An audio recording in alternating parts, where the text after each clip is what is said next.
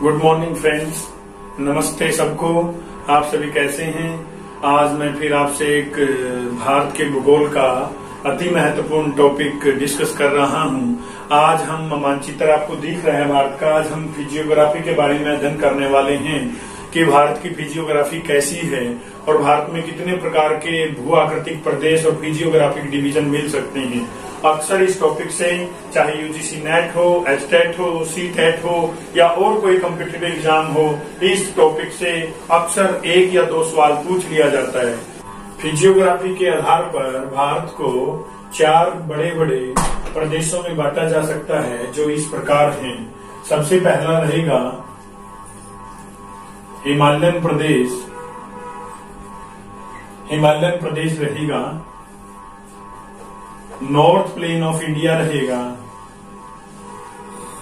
Number 2 north plain of India. Number 3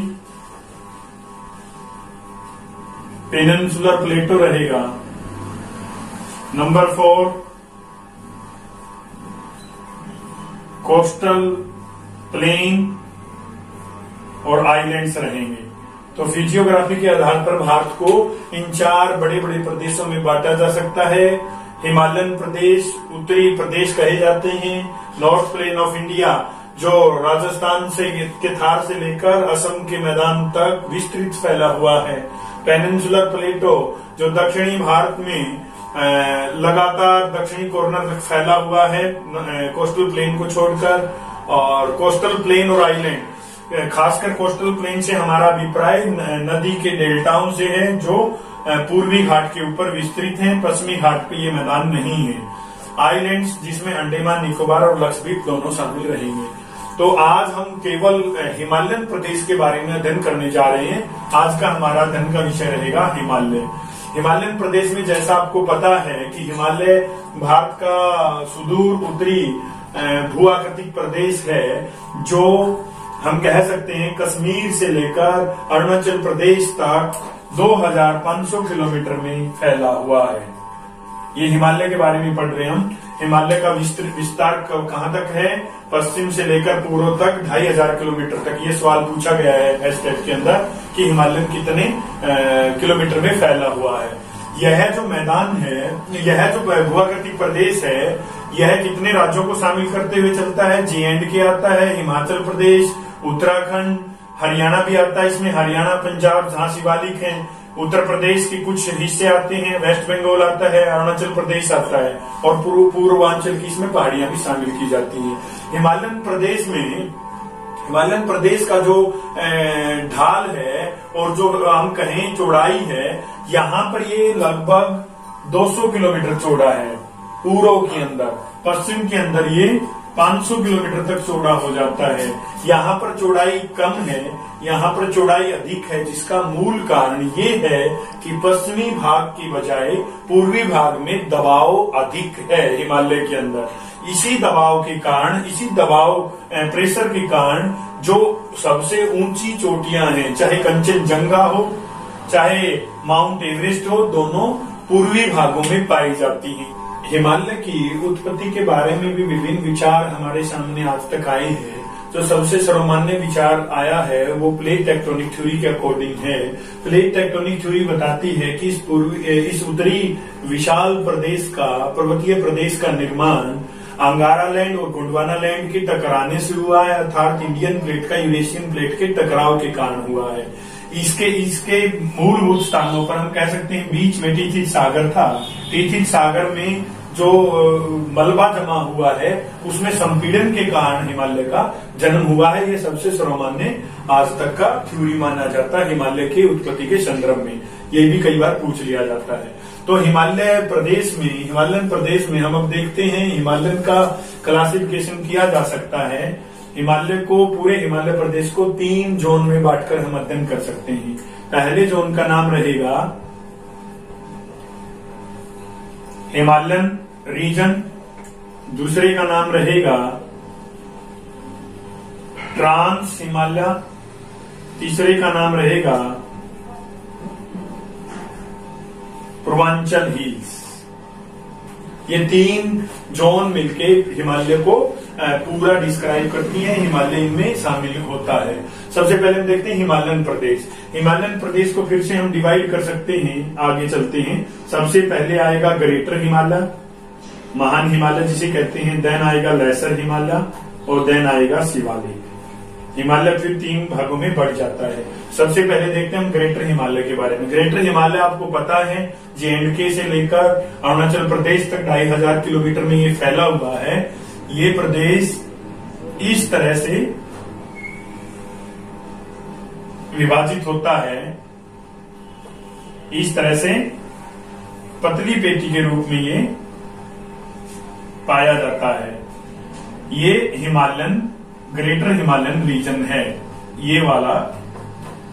इसकी जो औसत हाइट है वो 6000 मीटर से ऊपर है। सबसे ऊंचा प्रदेश है ये, 6000 मीटर से ऊपर है। जो महान चोटियां हैं, विश्व की सबसे बड़ी चोटियां हैं, चाहे माउंट एवरेस्ट की बात हो, चाहे कंचनजंगा की बात हो, ये सब ग्रेटर हिमालय में पाई जाती हैं। ग्रेटर हिमालय को इंटरनल हिमालय भी कहा जाता है। और जो हम कहें कि विश्व की जो सबसे ऊंची चोटी है 8848 माउंट एवरेस्ट, इसे नेपाल के अंदर सागरमाथा कहते हैं, वहां की लोकल मान्यताओं के अकॉर्डिंग। और तिब्बत में इसे बर्फ की देवी कहते हैं और लांगचू कहा जाता है इसे, जिसे कहा जा सकता है तिब्बतन लैंग्वेज में कि बर्फ की देवी। इसके अलावा हम देखते हैं कि ये जो महान हिमालय प्रदेश है ये यहाँ से अधिक चौड़ा है, यहाँ से कम चौड़ा है, नैरो ज्यादा है, जैसे पूरे हिमालय प्रदेश की हम चर्चा कर रहे थे। इसी के बाद आता है लेसर हिमालय। लेसर हिमालय इसके दक्षिण में फैला हुआ प्रदेश है, जो 80 से 100 किलोमीटर चौड़ा है, 80 से 100 किलोमीटर चौड़ा है। और ये कहां से फैला हुआ है? ये हिमाचल प्रदेश से लेकर अरुणाचल प्रदेश के हिस्सों तक फैला हुआ है। इसकी चौड़ाई ग्रेटर हिमालय से थोड़ी सी ज्यादा है। इसकी जो औसत ऊंचाई है वो 3700 से 4500 मीटर तक है। ये ग्रेटर हिमालय से कम ऊंचा है। इसमें खास बात क्या है? इसमें विभिन्न इन हिस्सों में, पश्चिमी हिस्सों में विभिन्न प्रकार के घास के मैदान पाए जाते हैं, जिसे कश्मीर के अंदर मृग के नाम से जानते हैं और उत्तराखंड के अंदर जिसे बर्ग के नाम से जानते हैं। हम यहाँ पे कहे कश्मीर के अंदर गुलमर्ग है, सबसे फेमस है, और उत्तराखंड के अंदर बुग्याल और प्यार इसे कहा जाता है। तो ये यहाँ पे इसके बारे में हम जान सकते हैं। और यहाँ पे जो जितने भी स्वास्थ्यवर्धक स्थान हैं बड़े बड़े, चाहे शिमला हो, नैनीताल हो, रानीखेत हो, हम कहें दार्जिलिंग हो, ये सभी स्वास्थ्यवर्धक स्थान हैं जो टूरिस्ट प्लेस हैं, ये लेसर हिमालय में ही पाए जाते हैं। और ग्रेटर हिमालय के बारे में और बोलना चाहेंगे, ये विभिन्न नदियों का जन्म स्थल भी है, चाहे सिंधु हो चाहे ब्रह्मपुत्रा हो, इससे जन्म लेती है। और इसी के बाद आता है शिवालिक। शिवालिक आउटर हिमालय है, आउटर हिमालय है, इसे सदर्न हिमालय भी कहा जाता है, जो पंजाब के पोंटवार मैदान से लेकर असम के और ब्रह्मपुत्रा के मोड़ तक शामिल किया जाता है। इसके मैदान को पतली संकरी पेटी है ये। इसकी जो औसत हाइट है वो 600 से 1500 मीटर है। हरियाणा पंजाब में भी ये विस्तृत फैली हुई है। हमने हरियाणा के टॉपिक के बारे में जब हम अध्ययन कर रहे थे तो आप लोगों को बताया कि हरियाणा के उत्तरी 3 जो जिले हैं उनमें शिवालिक प्रदेश पाया जाता है। तो ये हिमालय की हिमालयन रीजन के बारे में है। इसमें खास बात क्या रहेगी? शिवालिक सबसे नया है, सबसे पहले ग्रेटर हिमालय बना है, देन लेसर और देन शिवालिक। एज के अकॉर्डिंग भी आप बात करो, जबकि पूरा जो हिमालयन प्रदेश है यह एक नवीन बलित पर्वत है, न्यू फोल्डेड माउंटेन है, ओल्ड फोल्डेड माउंटेन नहीं है। और इसकी एज के बारे में बताया जाता है, पूरे हिमालयन प्रदेश की बात करो आप, लगभग 5 से 6 करोड़ साल पहले इस प्रदेश का निर्माण हुआ। जबकि जो ओल्ड फोल्डेड माउंटेन की बात करोगे, दुनिया का सबसे पुराना पर्वत कौन सा है? अरावली है, जो लगभग 35 से 40 करोड़ साल पहले जिसका उद्भव हुआ था। तो ये हिमालयन प्रदेश रहेगा। शिवालिक सबसे दक्षिणी है, शिवालिक की हाइट 600 से 1500 के इर्द गिर्द है। अब इसमें खास बात क्या रहेगी? ये जो ग्रेटर हिमालय, लेसर हिमालय और शिवालिक है, ये यहाँ पे अलग किया जाता है मेन सेंट्रल थ्रस्ट से। MCT इंपोर्टेंट टर्म है। सवाल मैं आपको दोहराता हूं, ग्रेटर हिमालय और लेसर हिमालय को कौन अलग करता है? आंसर आएगा मेन सेंट्रल थ्रस्ट, MCT। यह एक जियोलॉजिकल हम कह सकते हैं फोल्ट है, दरार है, भूगर्भिक दरार है जो ग्रेटर और लेसर को अलग करती है। अब आता है कि लेसर और शिवालिक को अलग कौन करता है? मेन बाउंड्री फोल्ट, MBF, दो टर्म है ये, MCT, MBF, main boundary fault Shivalik को और लेसर हिमालय को अलग करता है। ये भी भूगर्भिक एक प्रकार की दरार है। ये तो हम कर रहे हैं भौगोलिक वितरण हिमालय का। अब हम कह सकते हैं इसी हिमालय को रीजनल क्लासिफिकेशन भी किया जा सकता है, इसका प्रादेशिक विभाजन भी किया जा सकता है। हिमालय का प्रादेशिक विभाजन सिडनी बुराड ने 1912 में किया। आता है ये सवाल भी। इसमें हम कह सकते हैं क्या क्या शामिल है, इसको पूरे को लेते हुए हिमालय, ट्रांस और पूर्वांचल की पहाड़ियों को लेते हुए हम कह सकते हैं सिंधु नदी से लेकर सतलुज नदी तक, यहाँ पे मेन हिमालय है जिसे पंजाब हिमालय कहते हैं। पंजाब सतलुज नदी से फिर हम कहें काली नदी तक कुमायूं हिमालय है, काली नदी से लेकर तीस्ता नदी तक नेपाल हिमालय है, और तीस्ता नदी से लेकर ब्रह्मपुत्र नदी तक असम हिमालय है। चार प्रकार हिमालय के चार जोन पाए जाते हैं। सिडनी बुराड के अकॉर्डिंग हम कहें नदियों के आधार पर क्लासिफाई किए गए हैं, जो सिंधु से लेकर सतलुज तक पंजाब हिमालय, और सतलुज से लेकर काली तक कुमायूं हिमालय, काली से लेकर हम कहें तीस्ता तक नेपाल हिमालय। सबसे लंबा चौड़ा है ये 800 किलोमीटर तक फैला हुआ है, सबसे छोटा कुमायूं है।